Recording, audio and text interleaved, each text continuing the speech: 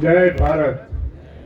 આપણા ધારાસભ્ય અને નવા બનેલા સરકારે સ્થાન આપી અને આપણી સૌની વેદના સાંભળી અને પ્રધાનમંત્રી બનાવ્યા એવા સ્વરૂપજી ઠાકોર, જ્ઞાનીબેન ઠાકોર અને મંચસ્થ મહાનુભાવો, આજુબાજુથી પધારેલા સૌ ભાઈઓ બહેનો, પત્રકાર મિત્રો, અધિકારીશ્રીઓ, સૌને જય સિયારામ.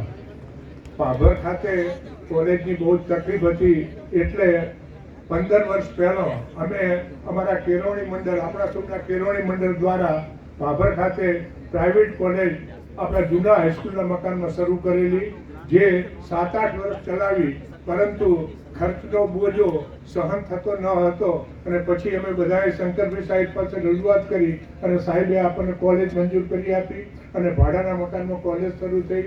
એના પછી આ જમીનના પ્રશ્નોમાં 1-2 વર્ષ અટવાનું, 2-3 વર્ષથી ગ્રાન્ટમાં અટવાનું, પણ આજના શુભ દિવસે આપણું સૌની મનોઈચ્છા પૂરી થાય તેવા મકાનનું કામ આજે શરૂ થઈ ગયું છે.